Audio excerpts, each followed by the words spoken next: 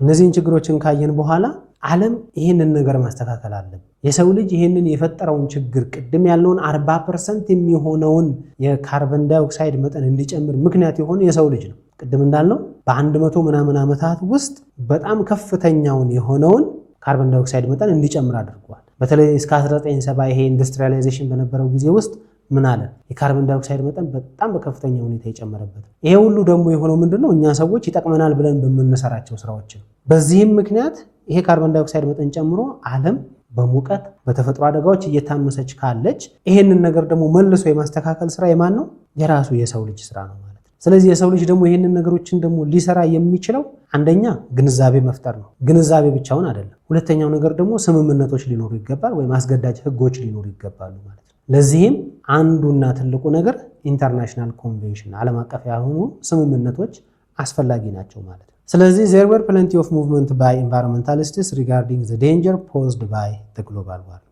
የተለያዩ ይሄ ኢንቫይሮንመንት ጉዳይ ወይም አካባቢ ጉዳይን ይመለከተናል የሚሉ ሰዎች በተደጋጋሚ እንቅስቃሴ ያደርጋሉ።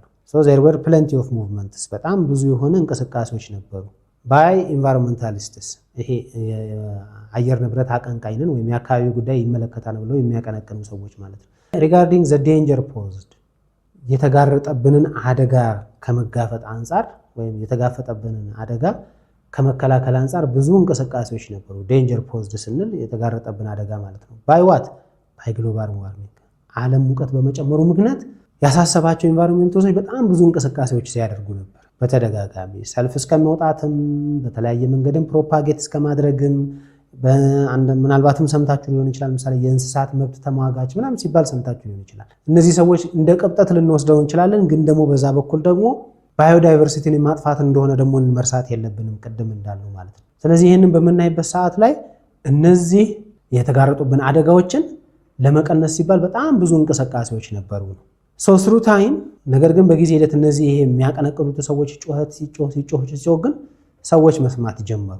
ስሩ ታይም the global warming has become an international issue። ስለዚህ እነዚህ የኤንቫይሮንመንታል ብቻ አቀንቃኞች ሳይሆን ዓለም አቀፍ ደረጃ አጀንዳ ሆነ ማለት ነው።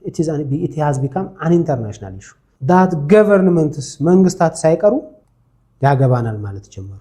much concern throughout the world በዓለም አቀፍ ደረጃ መንግስታት ሳይቀሩ ይሄ ጉዳይ ያገባናል ማለት ጀመሩ። ለምን?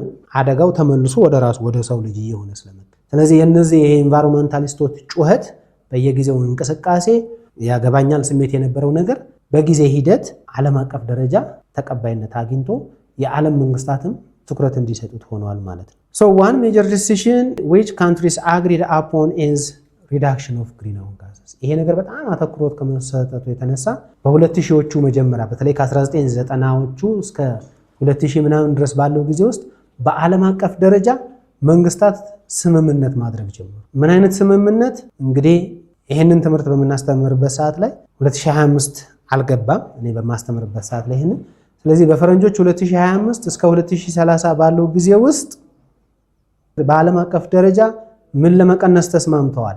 የግሪን ሃውስ ጋዝስ። ቅድም ያልነው ግሪን ሃውስ ጋዝስ መጠን መብዛት ነው አይደል ችግር የሆነው ብለናል አይደል? ስለዚህ ወደ አትሞስፈሩ የሚለቁት የግሪን ሃውስ ጋዝስ መጠን ለመቀነስ ተስማምተዋል። ኦልሞስት ሁሉም ሀገሮች ማለት እንችላለን። መቼ? ከ2025 እስከ 2030 ባለው ጊዜ ውስጥ ማለት ነው። ያም ማለት ምንድነው? ግሪን ሃውስ ጋዝስን የሚለቁ ነገሮችን በማይለቁ ነገሮች በመተካት ማለት ነው።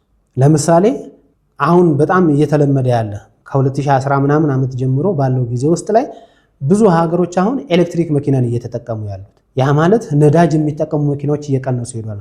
ኤሌክትሪክ የሚጠቀሙ መኪናዎች ነዳጅ ባለመጠቀማቸው ምክንያት የሚለቁትን የካርበን ዳይኦክሳይድ መጠን በጣም ቀንሷል ማለት ነው። ነገ ከነገ ወዲያ ደግሞ ሐሳቢው ምንድነው? እንደተባለው እስከ 2030 ባለው ጊዜ ውስጥ ኢንዱስትሪዎችም ፋብሪካዎችም የተለያዩ እንትኖችን ማሽነሪዎችም ነገ ከነገ ወዲያ ጋዝን መጠቀም ይተውና ወደ ኤሌክትሪክ ተጠቅመው የካርበን ዳይኦክሳይድ ልቀት መጠንን በጣም መቀነስ ማለት ነው። ስለዚህ one major decision which countries agreed upon is the reduction of greenhouse gases ማለት ነው። ስለዚህ ኢንቫይሮንመንታሊስቶች መጮህ ብቻ ሳይሆን ጩኸታቸው ውጤት አምጥቶ ዓለም አቀፍ ተቀባይነት አገኘ።